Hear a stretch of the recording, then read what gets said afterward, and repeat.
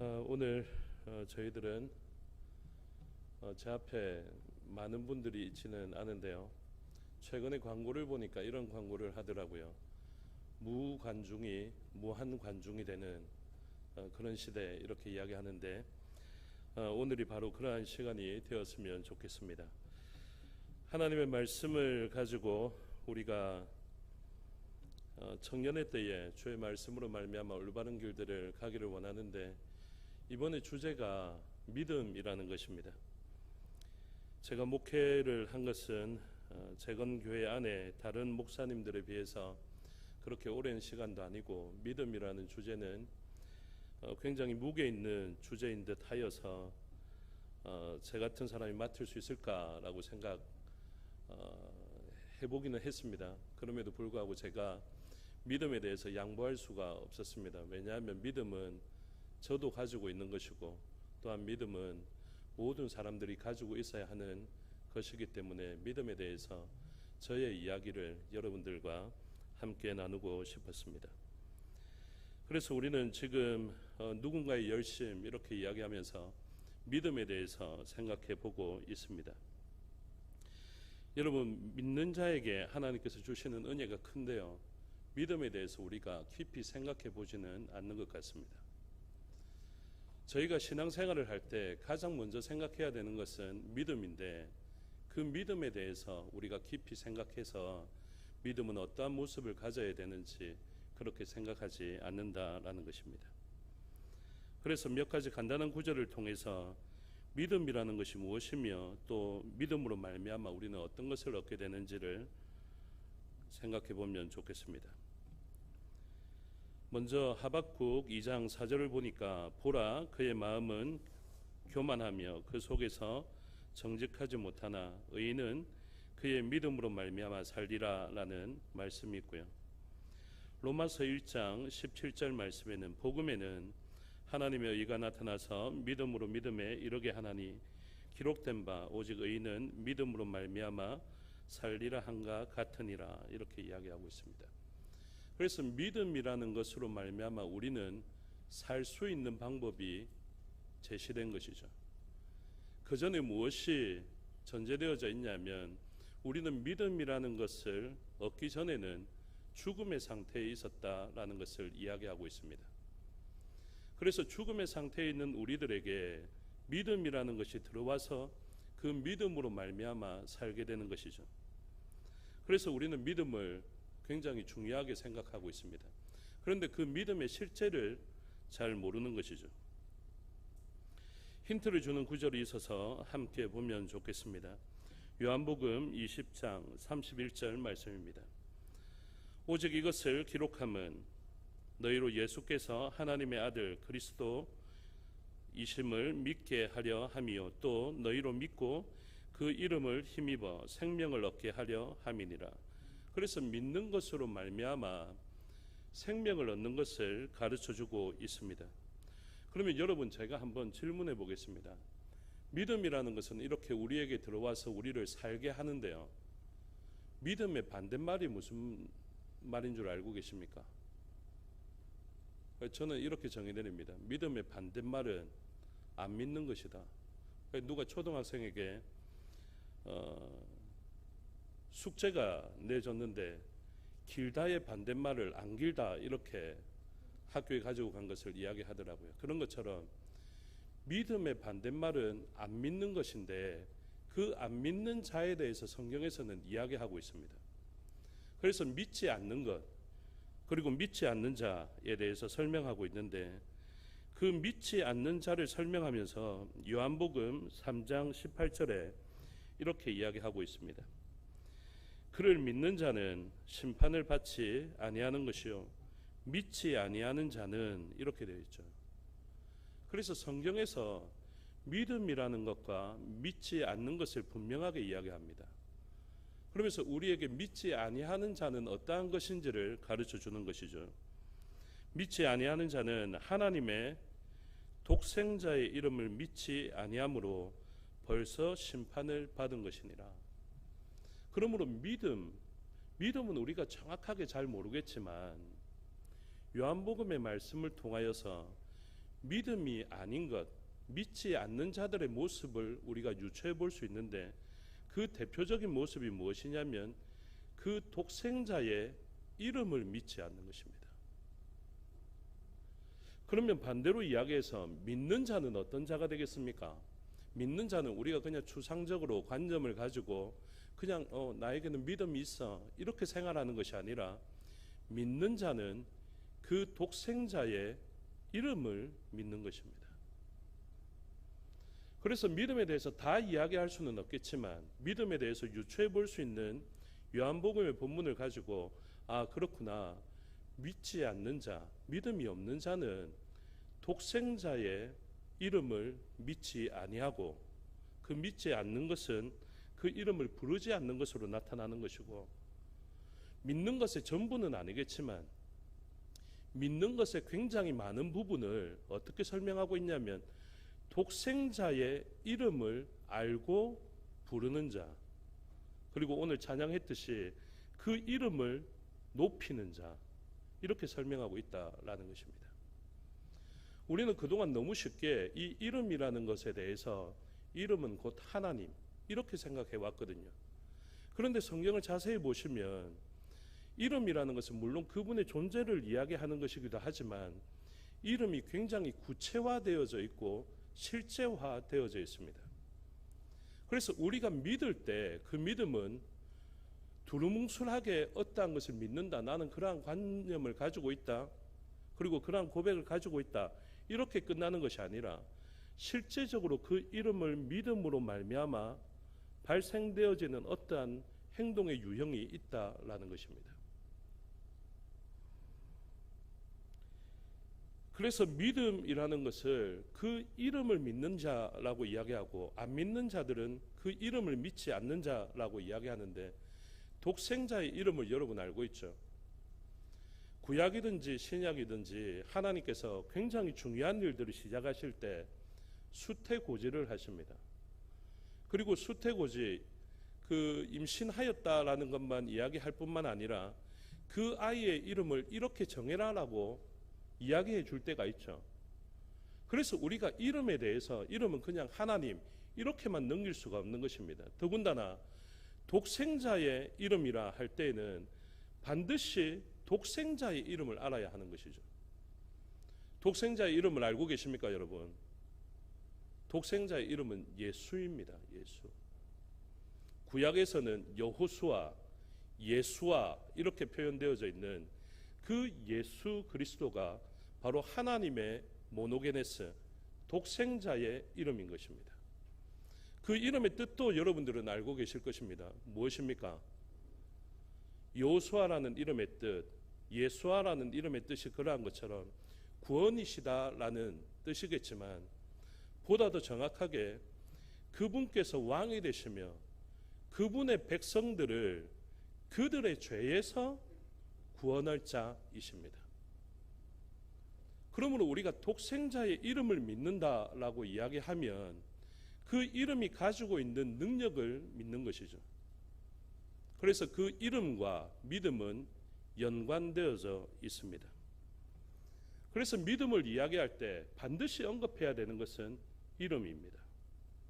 왜냐하면 이름을 믿고 부르는 자와 믿는 자가 아주 유사한 상황을 만나게 되기 때문에 그렇습니다. 로마서 10장 13절입니다. 로마서 10장 13절. 누구든지 주의 이름을 부르는 자는 구원을 받으리라 되어 있죠. 그래서 구원을 받는 것, 우리는 믿음으로 말미암아 구원을 받게 되는데, 구원을 받은 사람은 어떻게 하냐면 주의 이름을 부르는 것입니다. 그러면서 그 다음 절도 우리가 조금 논외지만 언급하면 좋겠는데요. 로마서 10장 14절에 그런즉 그들이 믿지 아니하는 일을 어찌 부르리요? 듣지도 못한 일을 어찌 믿으리요? 그리고 전파하는 자가 없이 어찌 들으리요? 이렇게 이야기하고 있죠. 그래서 이 본문들을 살펴보면 주의 이름을 부르는 자들이 생기는데 그 부르는 자들의 영역이 확대되어집니다. 그 영역은 확대되어서 옛날에는 아브라함의 자손이라고 불렸던 그 사람들이 구원을 받게 되었는데, 이제는 누구든지 예수 그리스도의 이름을 부르면 구원받는다라는 것이죠. 그런데 그 이름을 부를 때에는 어떤 특성을 가졌느냐 하면 모르고는 부르지 못한다라는 것입니다. 여러분, 안산이라는 선수를 아시죠? 여러분, 안산이라는 것을 네이버나 안 그러면 구글에서 검색해 보면 아직까지도 그러는데 안산시청이 제일 먼저 뜹니다. 그렇죠? 그러니까 예전에는 안산이라는 그 이름은 그렇게 선수로 지칭되지 않고 경기도 안산 그쪽을 이야기하는 것이었다고요. 그런데 우리가 어떠한 정보를 듣고 그리고 깨닫고 경험함을 통하여서 그 안산은 경기도 안산뿐만 아니라 양궁을 하고 있는 안산 선수가 있다라는 것을 알 수 있게 되죠. 그래서 우리는 그 정보를 들었기 때문에 안산하면 안산시청뿐만이 아니라 안산이라는 양궁을 잘하는 선수를 알게 되는 것입니다. 그러면 누군가가 안산이라는 선수를 그의 존재와 그의 능력을 믿게 하려고 애를 쓴다라고 생각해 보십시오. 그러면 그 선수에 대해서 무엇부터 시작해야 되냐면 그 선수에 대해서 알려줘야 되겠죠. 그 선수에 대해서 들려줘야 하겠고, 그 선수에 대해서 그 사람이 경험할 수 있도록 무엇인가를 보여주거나 들려주기 시작해야 된다는 것입니다.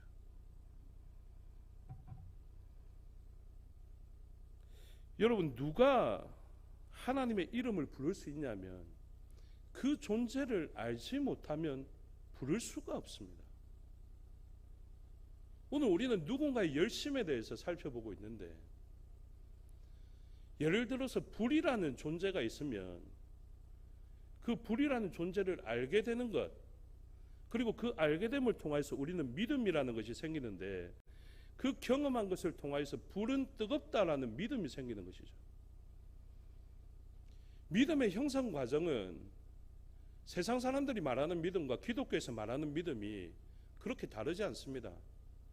믿음은 어떻게 생기느냐 하면 어떠한 감각기관을 통하여서 경험되어지고 그 경험되어지는 정보로 말미암아 형성되어지는 관념이죠.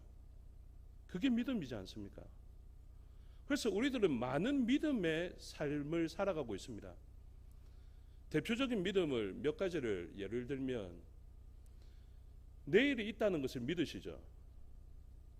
우리는 이제까지의 경험을 통하여서 오늘 이렇게 어두워지면 이제 큰일이다, 어두워지고 이 어두움 때문에 우리는 밖에 나가면 못 볼 것이다, 이렇게 생각하는 것이 아니라 내일에는 다시 태양이 떠올라서 내일이 올 것이다 라고 생각하는 것이죠.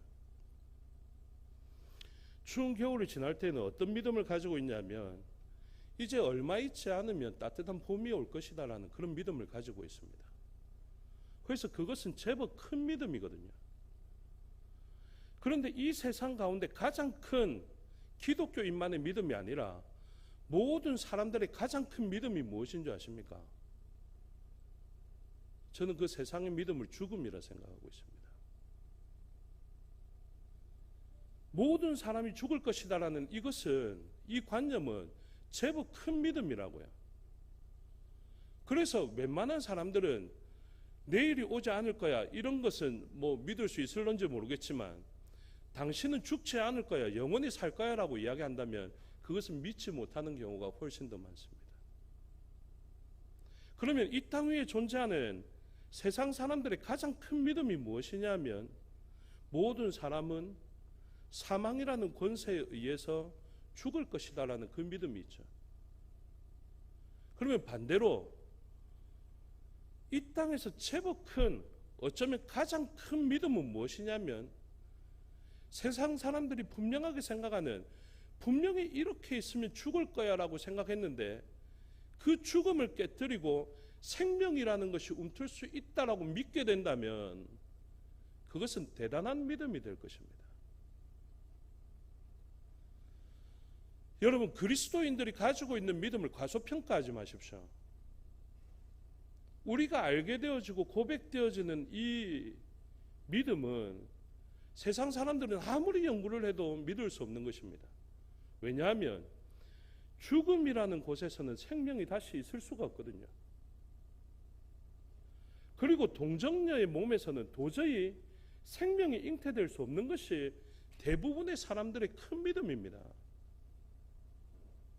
그런데 그것을 깨뜨리는 믿음이 무엇이냐면 예수 그리스도께서 독생자이시며 동정녀인 그 여인에게서 태어났다라는 것이고, 우리들의 믿음의 조상이 되는 아브라함도 마찬가지입니다. 아브라함이 가지고 있는 믿음, 왜 그는 믿음의 조상이 될 수 있냐면 세상이 가지고 있었던 가장 강력한 믿음이었던 죽음의 끝이라는 것, 그리고 여자의 경수가 끝이 나면 생명이라는 것은 있을 수 없다라는 그러한 전제하에서 아브라함은 놀라운 것을 경험했기 때문에 그렇습니다.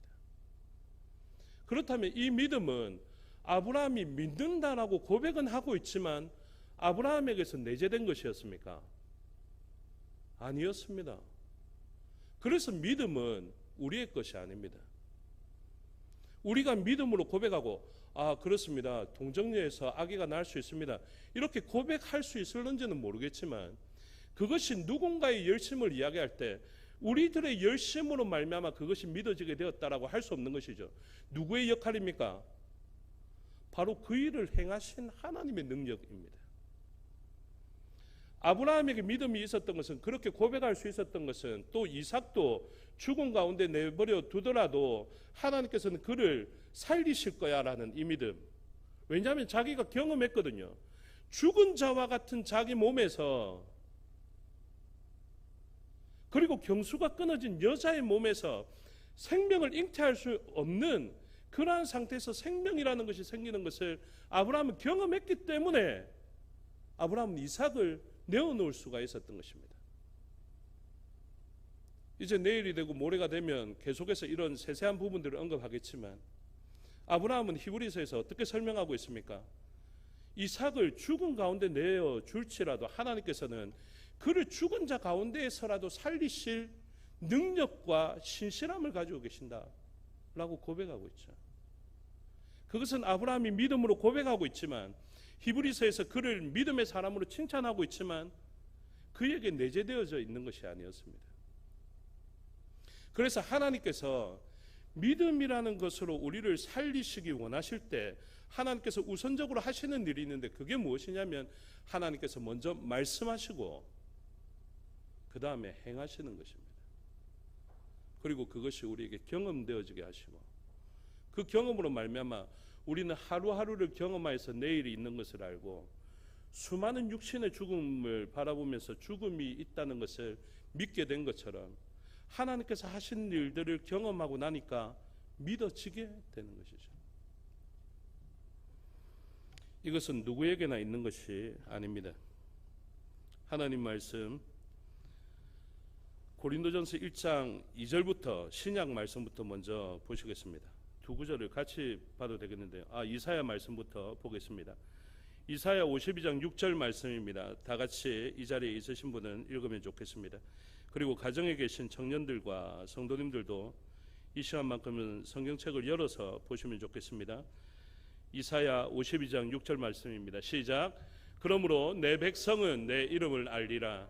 그러므로 그 날에는 그들이 이 말을 하는 자가 나인 줄을 알리라. 내가 여기 있느니라 라고 이야기하죠. 그래서 하나님을 알게 되는 것, 이 놀라운 경험을 하는 것, 죽은 존재가 생명을 다시 잉태할 수 있는 것, 이 놀라운 경험을 할 수 있는 존재가 제한적입니다. 그래서 지난 리더십 때 제가 다 말씀드렸는데 이 시간은 조금 어려울 것 같아서 이야기를 안 하는데, 칼빈이 있고 그 칼빈의 주장에 반대하는, 원래 칼빈의 주장 가운데 있었다가 전향했던 사람이 있다 그랬죠. 알미니우스라고. 그래서 이 둘의 싸움을 간단하게 이야기하면 하나님의 절대 주권과 인간의 자유의지의 싸움입니다. 그런 가운데 있을 때 하나님께서는 하나님의 백성들을 제한적으로 속죄하셨다라고 이야기를 하는 것이죠. 그래서 모든 사람을 위하여서 돌아가시긴 했지만 그 모든 사람이 자유의지를 가지고 믿음을 선택해야만이 하나님께서는 그 사람과 협력하여서 구원을 완성하신다, 이런 알미니우스의 주장과는 달리 칼빈은 이중 예정을 이야기합니다. 이중 예정이 무엇이냐면 선택과 유기죠. 사람이 들을 때는 뭐가 훨씬 더 있어 보이느냐 하면 하나님께서 유기하신다라는 것, 이걸 납득하지를 못하는 것입니다. 그리고 하나님의 백성만 선택하는 제한적인 하나님에 대해서 사람의 생각으로 좀 이해하기가 힘들고 어려웠던 것입니다. 그래서 그것에 대해서 반론을 제기하는데 그것은 다음에 한번 생각하고요. 지금 하나님께서는 선택하신 하나님의 백성에게 하시는 일이 있습니다. 그게 무엇이냐면 믿음이라는 것이 발현될 수 있도록 하나님께서 하시는 일들을 알려주시는 것이죠. 그래서 하나님의 백성들은 믿는다 할 때 어떻게 믿느냐 하면 알고 믿게 되어져 있습니다. 계속해서 신약의 표현을 살펴보겠습니다. 고린도전서 1장 2절의 말씀입니다. 다 같이 읽겠습니다. 고린도에 있는 하나님의 교회 곧 그리스도 예수 안에서 거룩하여지고 성도라 부르심을 받은 자들과 또 각처에서 우리의 주 곧 그들과 우리의 주 대신 예수 그리스도의 이름을 부르는 모든 자들에게, 이렇게 이야기하죠. 그러면 지금 고린도전서 1장 2절에는 교회를 이야기합니다. 문제가 있는 교회지만 교회입니다. 그리고 그 문제가 많았던 고린도 교회, 정말로 여러 문제들이 있었던 고린도 교회였음에도 불구하고 하나님이 어떻게 말씀하시느냐 하면 그리스도 예수 안에서 거룩하여지고 그리고 성도라 부르심을 받은 자, 이렇게 이야기하죠. 그 거룩하여지고 성도라 부르심을 받은 자들은 누가 봐도 문제투성이의 사람들인데요. 음행도 있었고 파당도 있었고 그런 수많은 문제들을 가지고 있었지만 그들을 하나님께서 성도라 부르시고 거룩하여지는 백성이라 부르시면서 그 사람들의 특징이 무엇이냐면 우리의 주 대신 예수 그리스도의 무엇을 이름을 부르는, 그래서 하나님의 이름 곧 그 가운데 독생자의 이름 예수의 이름을 부르는 자들이 바로 하나님의 백성이며 교회인 것을 이사야서 말씀과 또 고린도전서 말씀을 통해서 알 수 있게 됩니다. 그러면서 이 이름을 가지고 구원받는 본문들을 한두 군데만 더 살펴보겠습니다. 요엘서 2장 32절입니다. 누구든지 여호와의 이름을 부르는 자는 구원을 얻으리니 이는 나 여호와의 말대로 시온산과 예루살렘에서 피할 자가 있을 것이며 남은 자 중에 나 여호와의 부름을 받을 자가 있을 것임이니라. 그리고 신약도 마찬가지입니다. 사도행전 2장 21절 누구든지 주의 이름을 부르는 자는 구원을 받으리라 하였느니라. 그래서 누구든지라는 이 확장된 영역을 이야기하시되 저희는 그 확장된 영역 안에 들어가 있는 이전으로 치면 이방인들 아닙니까? 근데 그 이방인들에게도 하나님은 역사해 주셔서 하나님의 역사들이 경험되어지게 하시고 그 이름을 믿고 부르게 하시겠다라는 것입니다. 그래서 이제 믿음을 가진 사람들은 그냥 관념적으로 믿음의 고백만 하고 나는 믿어 이렇게만 살아가는 사람들이 아니라 바로 믿음을 가지고 그 이름을 부르는 자들인 것을 알 수 있게 되는 것이죠. 그래서 이전에는 예수님을 부인했던 자 베드로였지만 베드로에게 하나님의 능력이 임하게 되자 이렇게 이야기합니다. 사도행전 3장 6절에 베드로가 이르되 은과 금은 내게 없거니와 내게 있는 이것을 내게 주노니 그 다음이 무엇입니까? 나사렛 예수 그리스도의 이름으로 일어나가라. 사도행전 3장 16절에도 제가 이름을 지금 계속 강조하고 있습니다. 믿음과 이름이 연관이 있기 때문에 3장 16절 그 이름을 믿음으로 그 이름이 너희가 보고 아는 이 사람을 성하게 하였나니 예수로 말미암아 난 믿음이 너희 모든 사람 앞에서 이같이 완전히 낫게 하였느니라. 사도행전 4장 12절 말씀. 다른 이로서는 구원을 받을 수 없나니 천하 사람 중에 구원을 받을 만한 다른 이름을 우리에게 주신 일이 없음이라 하였더라. 그래서 하나님을 믿는 자는 하나님의 이름을 알게 되고요. 하나님의 이름을 아는 자, 그러니까 믿는 자와 이름을 아는 자, 곧 이름을 아는 것은 그 존재에 대해서 아는 것이거든요. 그래서 반드시 믿음을 가진 자는 그 존재에 대해서 알게 될 것이다. 그리고 그 아는 것은 체험적인 알미라 이야기하는 것입니다. 그것을 구약적 표현으로는 야다라고 표현되어 있죠. 그래서 요한복음 17장 3절에 영생, 그러니까 믿음으로 말미암아 구원받은 백성들에게 일어나는 그 중요한 상급이 되는 영생에 대해서 이야기하는데, 영생은 곧 유일하신 참 하나님과 그가 보내신 자 예수 그리스도를 아는 것이다 라고 설명하고 있죠. 우리는 그 어떠한 존재에 대해서 알아가기 시작할 때 가장 필요한 일들을 알고 있습니다. 가장 우선적으로 필요한 게 무엇입니까? 이름부터 알아야 되죠. 그래서 그 존재에 대해서 알아가기 시작할 때 이름이라는 것이 하나님께서 그에게 자신을 알리겠다라는 의지의 표현인 것입니다. 그러므로 그분의 백성들에게는 반드시 그 이름을 알려주시는 것이죠. 그래서 하나님께서는 믿음이라는 것을 이야기하고, 그리고 믿음은 홀로 있지 않거든요. 무엇과 관련되어져 있냐면 하나님께서 말씀하시는 것과 관련되어져 있습니다. 그래서 믿음은 무엇에 대한 반응이냐면 복음에 대한 반응이죠. 예수 그리스도라는 이름도 마찬가지입니다. 그 이름은 어떠한 상황에서 우리에게 주어졌냐 하면 우리가 의로운 존재일 때 예수님의 이름이 들어온 것이 아닙니다. 우리가 죄인이었을 때 예수 그리스도의 이름이 우리에게 다가온 것이죠. 그래서 하나님께서는 믿음이라는 것, 이름을 안다라는 것과 무엇을 관련시키느냐 하면 복음을 관련시키십니다. 그래서 하나님께서는 아주 오래전부터, 그리고 오늘 총회장 목사님 설교하셨지만 첫 번째 아담을 통하여서도 하나님께서는 이름을 통하여서 구원을 베푸시는 하나님의 역사들을 분명히 이야기하신 것입니다. 그래서 제가 총회 그 청년 리더십 수련회 때 이야기를 했기 때문에 이것을 이야기해야 될지 말아야 될지 고민을 많이 했지만 일단 전국에 있는 청년들을 위해서 하기로 결정을 했습니다. 그래서 구약에 우리가 복음으로 불리는 어떠한 구절을 통하여서 하나님께서는 믿는 것과 이름, 이 연관성을 우리를 대표하는 아담이라는 사람을 통하여서 나타내신 것입니다. 아까 잠시 이야기했어야 되는데 알미니우스 쪽에 이야기를 하는 사람들이 결국에는 무엇을 이야기하냐면 하나님께서 구원을 이루실 때 사람의 협력이 필요하다라고 주장하는 것이거든요. 저는 그것에 대해서 조금 회의적인 입장입니다.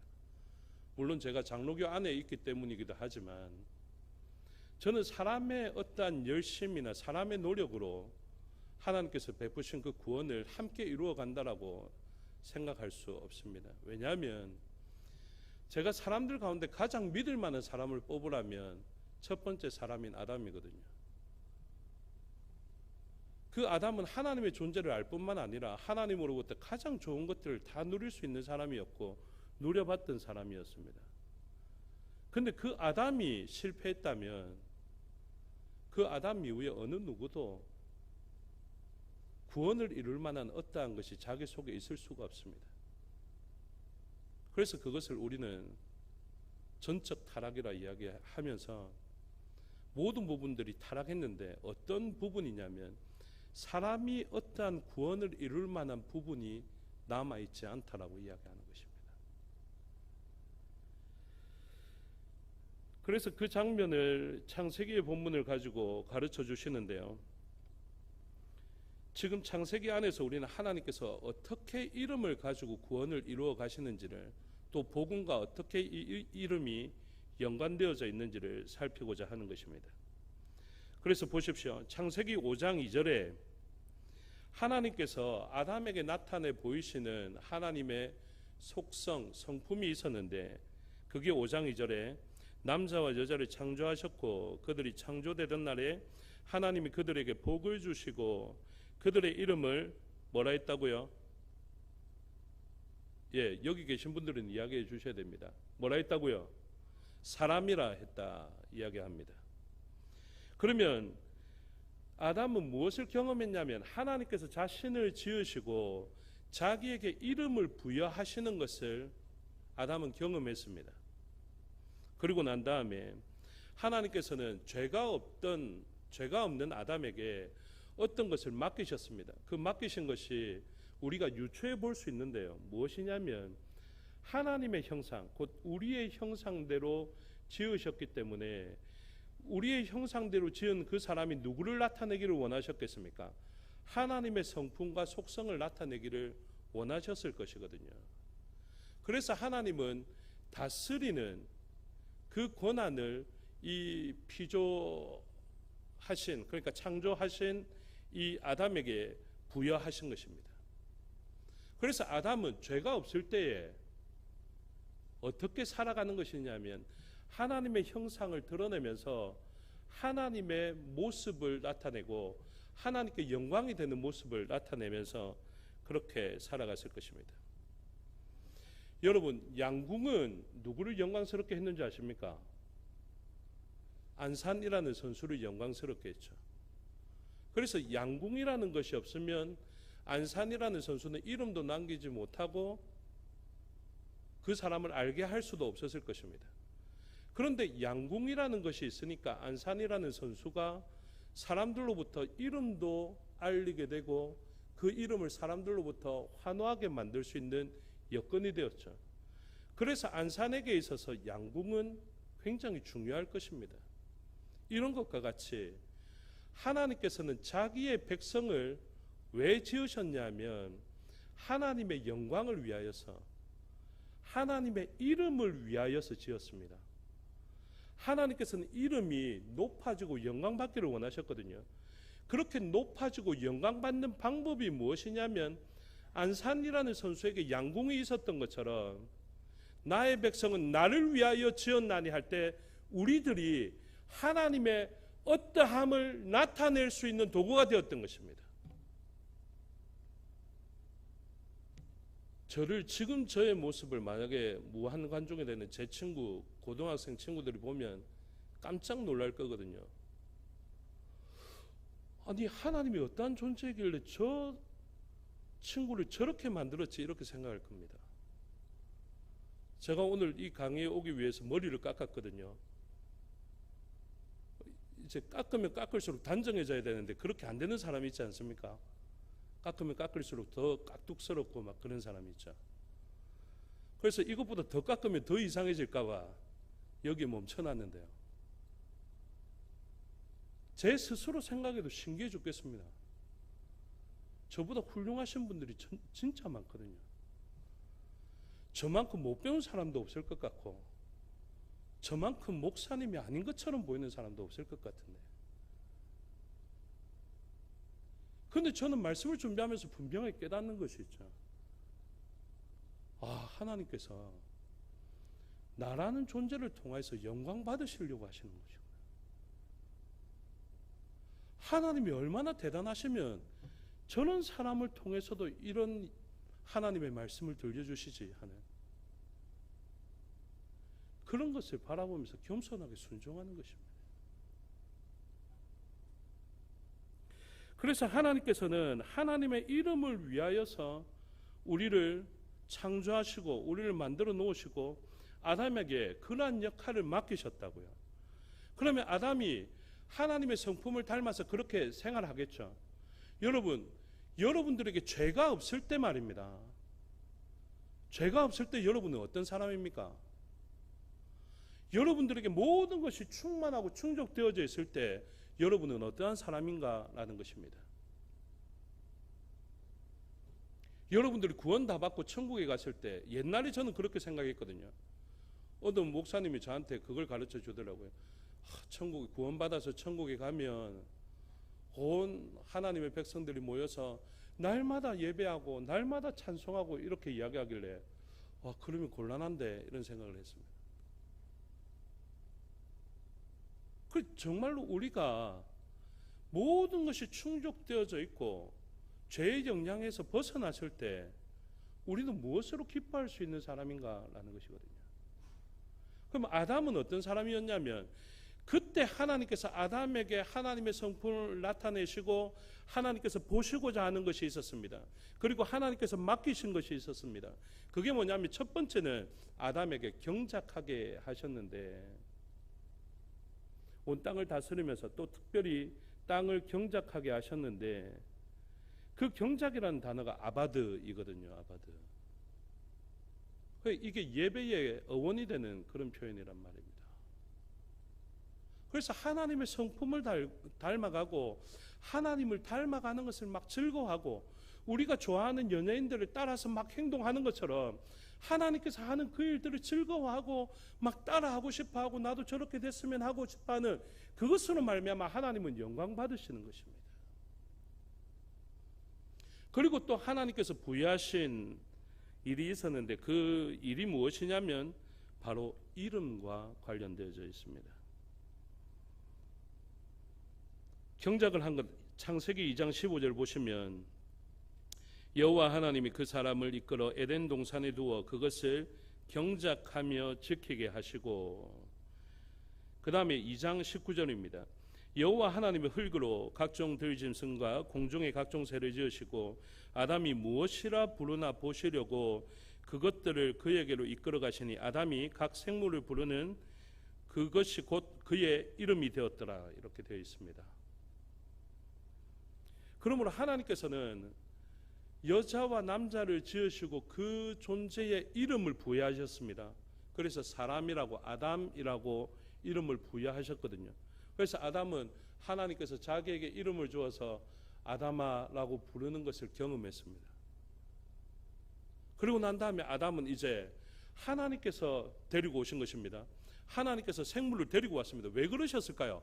하나님께서 아담이 그 생물에 부르는 것이 이름이 되는 것을 굉장히 기뻐하셨습니다. 왜냐하면 하나님의 성품을 닮아 있는 일이었거든요. 그래서 어떠한 존재를 데리고 아담 앞에 데려가니까 아담이 그 생물을, 그 가축을, 그 짐승을 그렇게 부르니까 그렇게 된 것입니다. 그러니 하나님께서 그 존재의 성품과 존재를 나타내는 이름을 명명하고 있는 이 놀라운 건의의 일을 하고 있는 아담을 바라보면서 얼마나 기뻐했을지, 저는 시를 통해서 그런 느낌을 조금 미리 인지하는데요. 시 가운데 꽃이라는 그 시 알고 계시죠?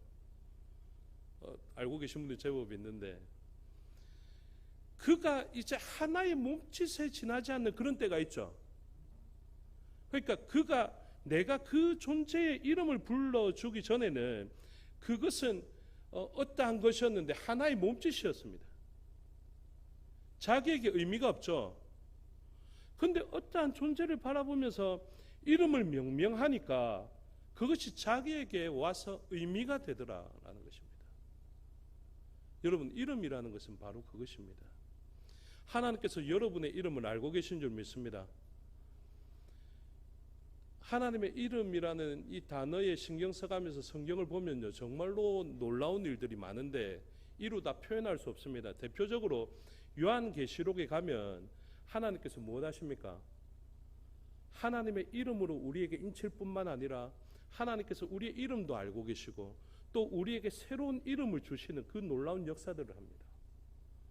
그래서 하나님께서는 우리들의 존재를 어떻게 하냐면, 그 이름을 알고 계시면서 예전에는 하나의 몸짓에 지나지 않았던 그 존재에 대해서 하나님은 이름을 불러주시면서 하나님 안에서 의미가 되어지게 하시는 것이죠. 그래서 하나님께서는 그 중요한 사역을 하고 있는 아담, 그리고 그 아담에게 그 일이 즐거워서 각 생물을 막 데리고 가는 것입니다.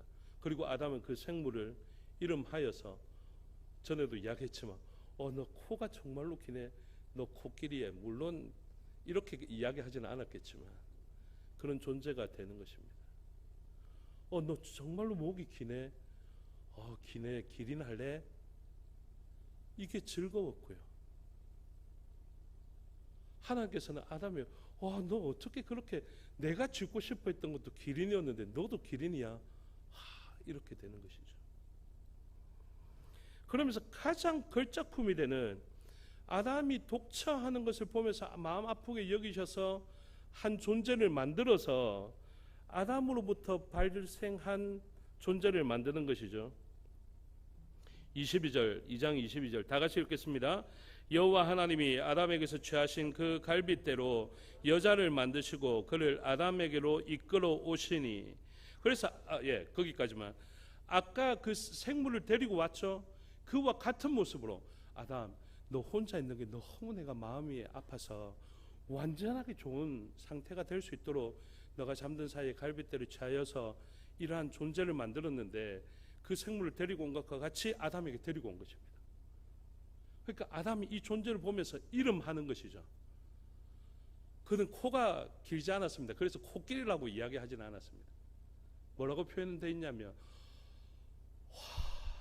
이러면서 내 뼈 중에 뼈요, 내 살 중에 살이라. 그러니까 이 존재가 너무 사랑스럽고 나에게 정말로 필요한 존재가 되었다라는 것이었습니다. 23절 시작. 아담이 이르되 이는 내 뼈 중에 뼈요 살 중에 살이라. 이것을 남자에게서 취하였은즉 여자라 부르리라 하니라. 그래서 이 존재의 이름이 뭐였다고요?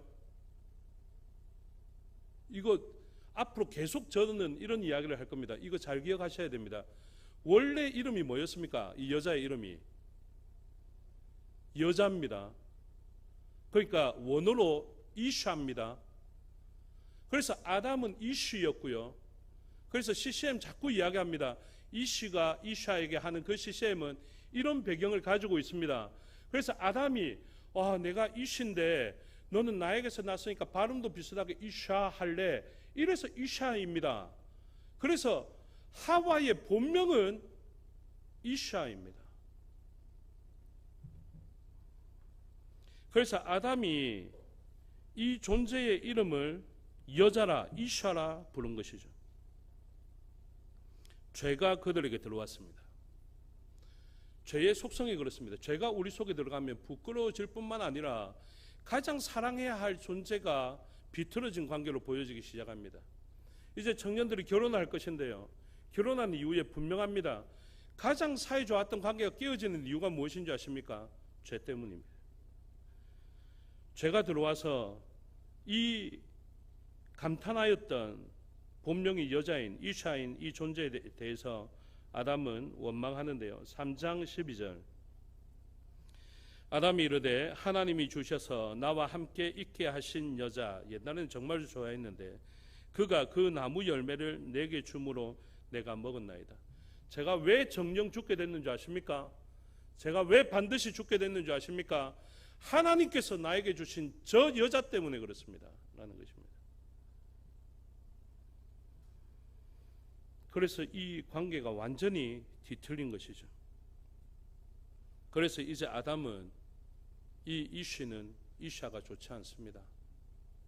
왜냐하면 그를 정령 죽게 만들었기 때문에 그렇습니다. 그런데 복음이 무엇입니까? 복음은 자격 없는 자에게 주어지는 것이죠. 그게 은혜와 같은 것입니다.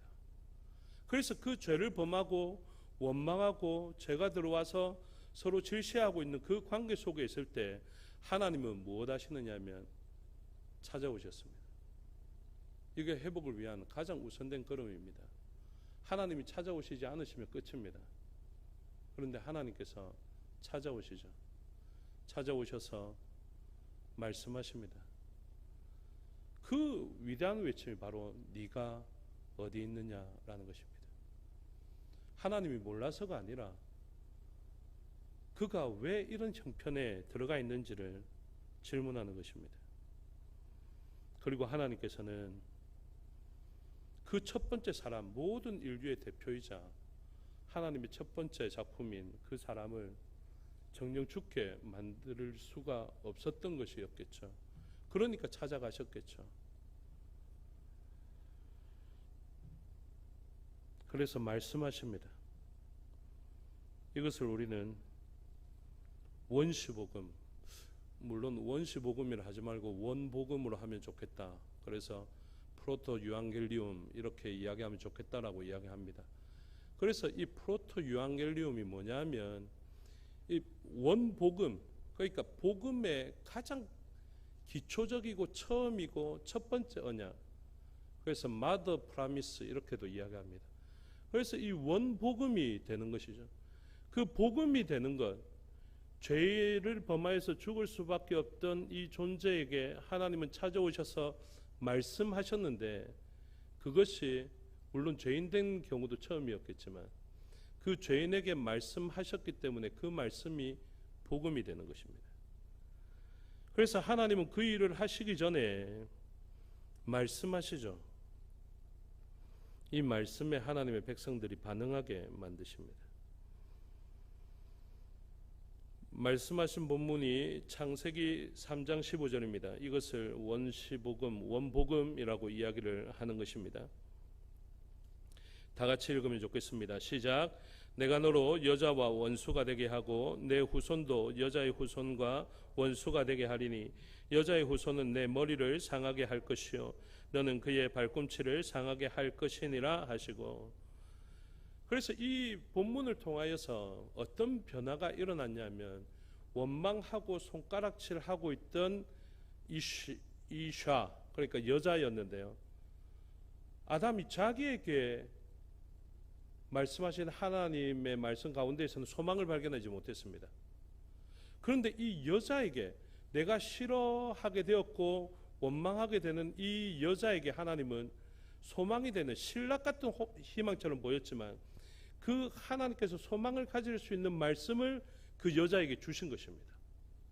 그게 무엇이냐면, 여자의 후손이 이제 이 뱀의 후손과, 뱀이 결혼해서 자녀를 낳아서 후손이라는 표현은 아니겠죠. 이 뱀이 세대를 이어가면서 여전히 존재하게 될 때, 그리고 이 악한 권세로 말미암아 우리가 죄가 들어오고 죽음이라는 것을 경험하게 될 것인데, 여자의 후손이 이 존재의 대적이 되어서 싸워주겠다라는 이야기를 듣게 됩니다. 여러분이 그 현장 속에 있다면 여러분은 어떤 희망을 가지게 될까요? 여러분은 어떻게 믿음으로 생활할 수 있을까요? 여러분들의 감정은 완전히 상해 있습니다.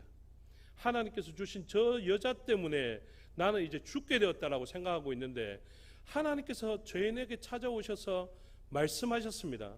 하나님 앞에 나타나는 게 부끄러웠고, 그 부끄러움을 가리기 위하여서 무화과 나뭇잎을 엮어 치마를 만들어서 가리고 있는데요, 그 여자에게 말씀하신 하나님의 말씀이 들렸습니다. 항상 믿음은 말씀에 반응하는 것입니다. 그래서 어떻게 합니까? 이 여자에게서 어떠한 소망을 발견하게 되는 것이죠. 그것을 어떻게 확인할 수 있냐면, 창세기 3장 20절 다 같이 읽겠습니다. 시작. 아담이 그의 아내의 이름을 하와라 불렀으니 그는 모든 산자의 어머니가 됨이더라. 여러분 놀랍죠? 모든 산자의 어머니가 된다라는 것입니다. 내가 원망하고 불평하고 있는데요, 나의 사랑이 깨져 버린 것 같은데, 이제 더 이상 회복할 수 없을 것 같은데, 이 존재에게 하나님께서 무엇을 맡기셨냐면 말씀을 맡기시고, 여자의 후손을 통하여서 악한 세력과 대적하는 일들이 있겠다 하시니까 이 존재는 이제 아담에게 있어서 의미가 달라지는 것이죠. 그래서 나에게 이제 다른 의미가 되었기 때문에 다르게 그 존재에 대해서 명명합니다. 원래 코가 없었는데 갑자기 코가 길어졌습니다. 그러면 너는 옛날에는 아니었는데 지금은 코끼리 비슷한 종류, 맘모살레 이렇게 되는 것처럼, 이 여자에게 하나님의 말씀으로 약속되어진 소망이 보여지는데, 그래서 아담은 자기의 자존감과 감정과 상관없이 이 존재에 대해서 희망을 발견하게 되었기 때문에 뭐라고 이름하냐면 하와, 그 이름의 뜻이 생명이라는 뜻입니다. 이것은 원어로 봐도 하와입니다. 발음이 그렇습니다. 하와든지 하바든지, 그러니까 와우, 바브 이 단어인데, 그래서 하와라고 이야기하는 것이죠. 무엇이 발견됐기 때문에? 그에게서 생명이 발견됐기 때문에.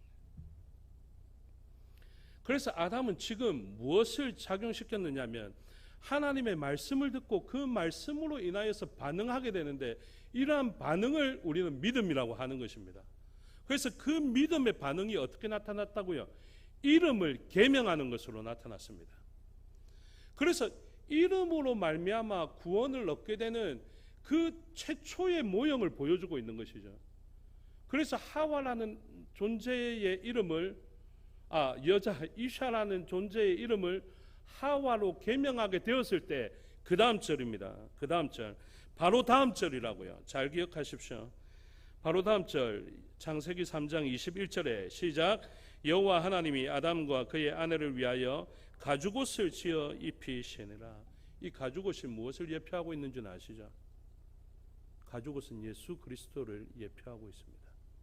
가죽옷이 어떤 의미를 가진다고요? 생명으로 풍요로웠던 에덴 동산의 첫 번째 비명이었다라고 말씀드렸죠.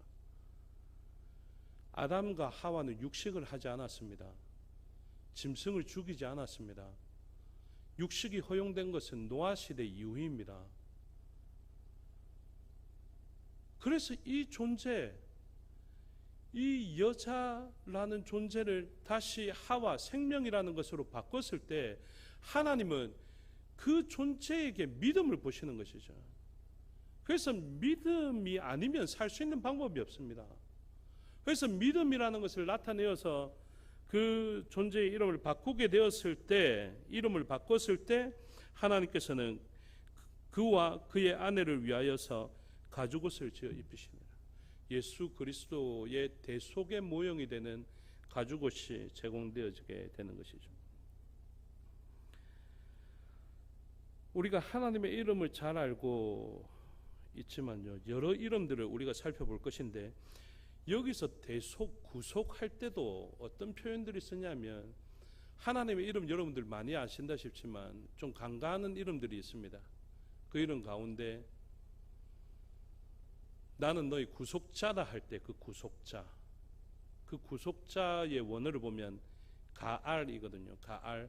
이 가알이 어떤 표현이냐면 고엘 제도 할 때 그 고엘입니다. 고엘 제도 여러분들 아실 것인데, 고엘 제도 룻기 아시죠? 룻기서에서 믿음으로 반응하지 못하는 가까운 친족 있죠. 그 친족이 당한 형편이 무엇입니까?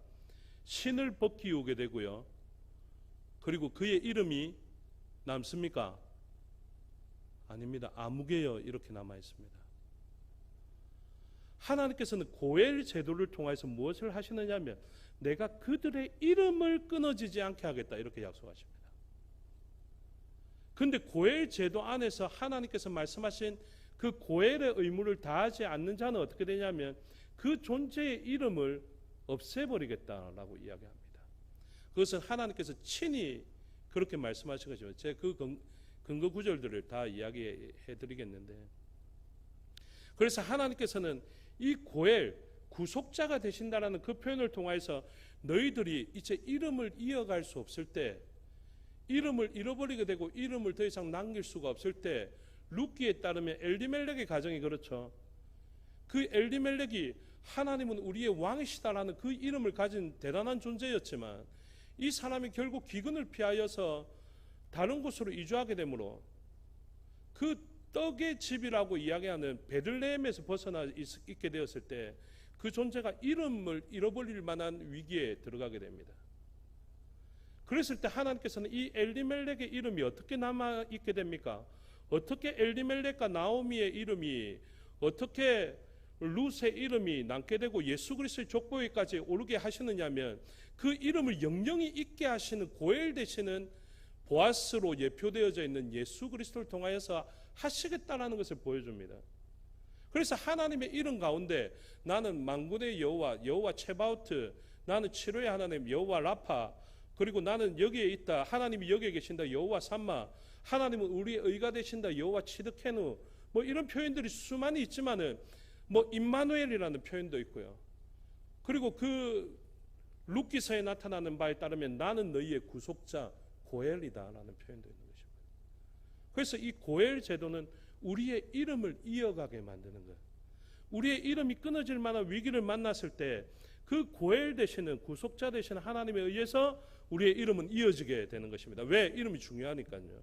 하나님께서는 자신의 이름을 알려줄 뿐만 아니라 하나님께서 그분의 이름을 우리에게 알려주시고 또한 우리의 이름을 새 이름을 줘서 또 새 이름으로 우리를 부르시는 것입니다. 야곱이 이스라엘 되는 것은 전에 살펴봤습니다.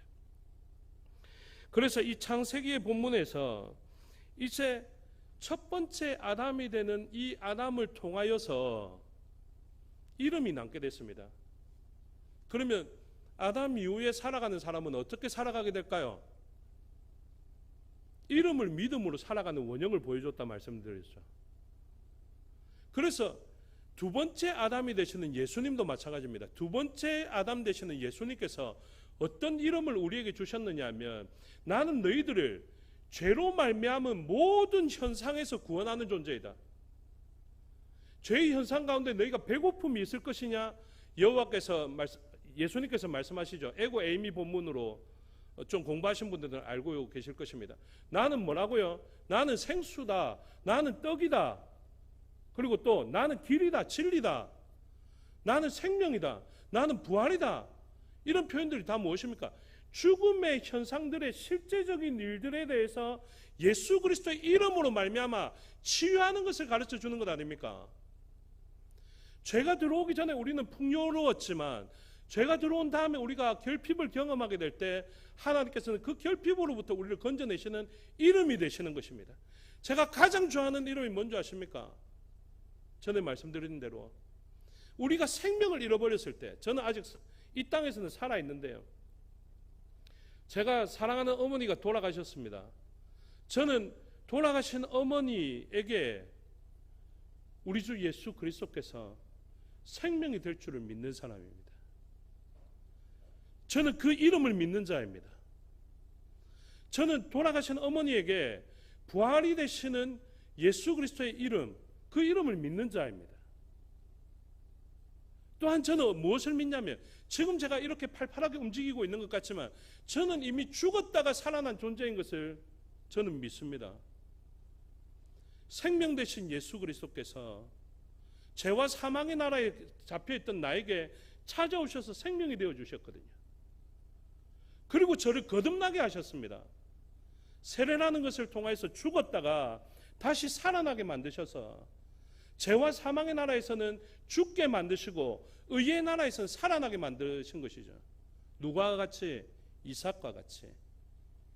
이삭은 죽음을 경험하지 않았지만 죽은 자로 여겨지는 그런 존재이죠. 그때에도 하나님은 이름을 주셨습니다. 뭐라고요? 여호와 이레. 여러분, 하나님의 이름을 믿으십시오. 물론 이레의 이름이 더 복잡하지만 여호와께서 준비하신다라고만 해석하자고요. 여호와께서 준비하신다라는 그 여호와 이레의 하나님만 붙들게 되었을 때 여러분, 이삭이 어떻게 살아갈지 생각해 보십시오. 자기가 어떻게 살아났다고요?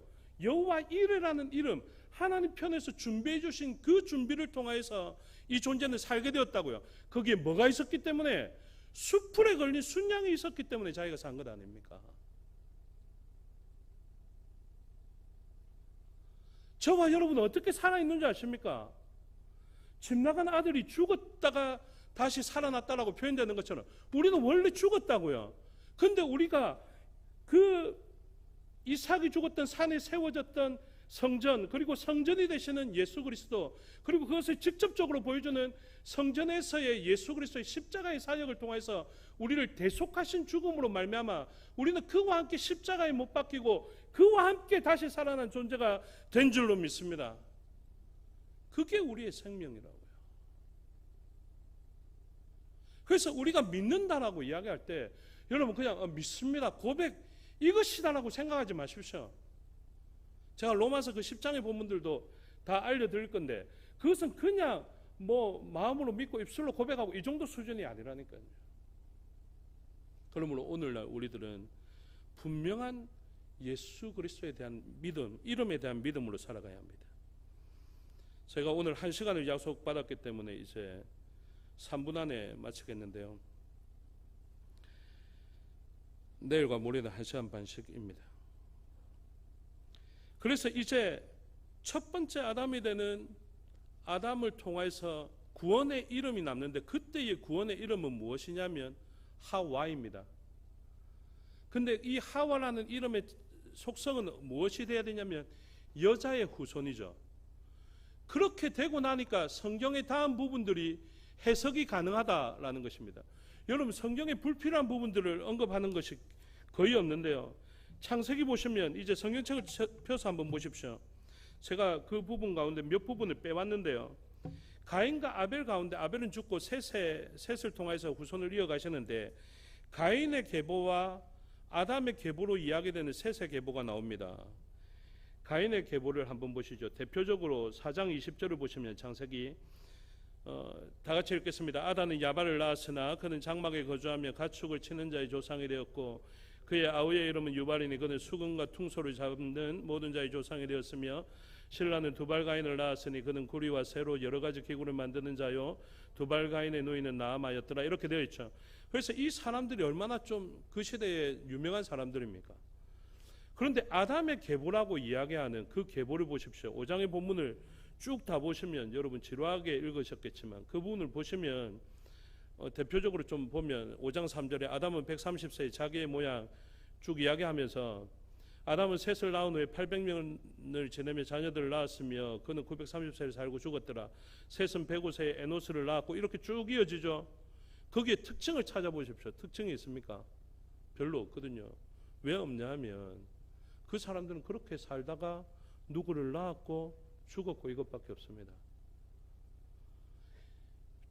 범죄자의 후손으로 불리는 가인은 제법 세상에서 유명한 자, 기술 있는 자, 기능 있는 자들로 살아가는데, 이 아담의 계보, 약속의 자녀의 계보는 그렇게 대단한 게 없는 것 같아요.